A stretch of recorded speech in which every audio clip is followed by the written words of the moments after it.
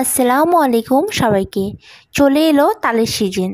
এই তালের সিজনে সবাই নিত্য কিছু করবে, বড়া, পিঠে, পাকোয়ান। আজ আমি দেখাবো পাকোয়ান রেসিপি। প্রথমে কাঁচা তালের মাড়ি নিয়েছিলাম, সেটা হালকা গরম করে সেখানে চালের আটা যতটা পরিমাণ লাগবে ততটা পরিমাণ দিয়েছিলাম, মানে খামির করতে যতটা পরিমাণ, মানে আটা যতটা পরিমাণ তালের মাড়িতে খাবে ততটা পরিমাণ তালের মানে আটাটা দিতে হবে। আটা দেওয়ার পর ভালো করে একটু মথতে হবে। দেখছো তোমরা কি করে মথছে। এখানে আমার যা হচ্ছে তাই আমি ভিডিও করে তোমাদেরকে দেখাচ্ছি। আর এখানে যখন ভালো করে মথা হয়ে গেল, আর সঙ্গে কিন্তু চিনি অ্যাড করেছিল প্রথমে 500 গ্রাম মতো। 500 গ্রাম চিনি অ্যাড করে ভালো করে মথে আবার হালকা হালকা উষ্ণ গরম জল দিয়ে এটা ভালো করে মথবে। ভালো করে এটা ফেটিয়ে মথবে, যেন পাকোয়ান পিঠাটা খুব নরম, তুলতুলে আর স্পঞ্জি হয়। এটা দেখো ভালো করে মথছে। আবারও কিছু চিনি লাগবে, সেটা পরে অ্যাড করবে। আর এখানে আবারও 500 গ্রাম চিনি দিল। টোটাল এখানে 1 কিলো চিনি দেওয়া হয়েছে। 1 কিলো চিনি যদি তোমাদের আরও বেশি পিঠে বানাও তাহলে সেখানে একটু বেশি পরিমাণ লাগতে পারে, সেটা তোমাদের ব্যাপার। আর এখানে ভালো করে মথতে হবে যতক্ষণ হাতে ভালো করে যেন চিনিটা ওর মধ্যে গলে যায়, কোনো লাম্পস না থেকে থাকে। আর অল্প অল্প পানি দিয়ে খামিরটাকে ভালো করে স্মুথ করে মাখতে হবে। এটা হচ্ছে মেন কাজ।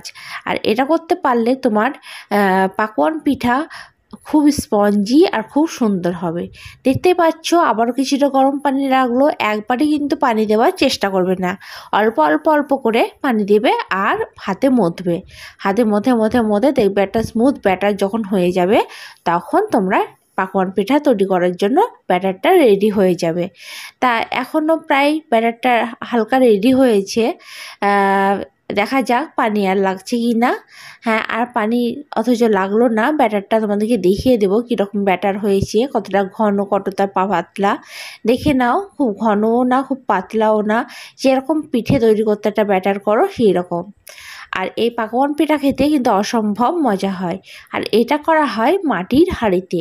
আমাদের এখানে মাটির হাঁড়িতেই করা হয়। পিঠেটা খুব সুন্দর হয়।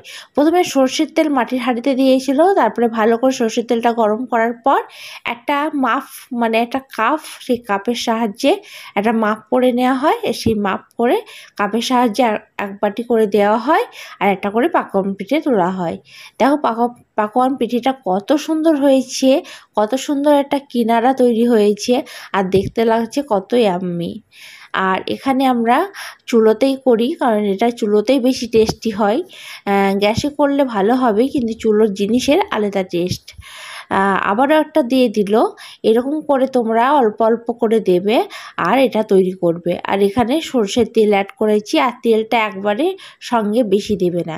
হ্যাঁ, এখানে ভিতরে একটা মানে লিকুইড জাতীয় জিনিস থাকে, সেটা একটু পর যখন এটা দেখবে উগলাতে শুরু করবে তখন এটা আবার এক পিঠ ভেজে নেবে।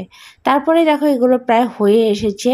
কত সুন্দর কালার হয়েছে আর কত সুন্দর হয়েছে, তোমাদেরকে একটা ভেঙে দেখানো হচ্ছে। এত সুন্দর হয়েছে মানে ভাবা যায় না। আর এটা 2-3 দিন থাকলেও নরম হয়ে থাকে, আর খুব স্পঞ্জি হয়, আর ভিতরটা একদম জালিদার। দেখো কত সুন্দর হয়েছে পিঠেটা, মানে কি বলবো, না খেলে তোমরা বুঝতে পারবে না। এই পাকোয়ান পিঠের মজাটাই আলাদা। তা এই পাকোয়ান পিঠেটা করতে একটু কষ্ট করতে হয়, কিন্তু মেহনতের ফল মিঠাই হয়। কিন্তু সত্যি বলছি দারুণ লাগবে খেতে, মানে ভিতরে একদম ভাজ আর এত সুন্দর, মানে ভাবতে পারা যাবে না যে এটা নিজে হাতে তৈরি করা। এই পাকোয়ান পিঠে একবার খেয়ে তোমরা অবশ্যই ট্রাই করে দেখবে। আর আমার চ্যানেলটা সাবস্ক্রাইব করতে ভুলো না প্লিজ, লাইক কমেন্ট করতে ভুলো না। আর তোমরা ভালো থেকো। আর এই পাকোয়ান পিঠা একবার অবশ্যই করে খেয়ে দেখো। আর আপাতত এখানে খুদা হাফিজ, আল্লাহ হাফিজ, ভালো থেকো।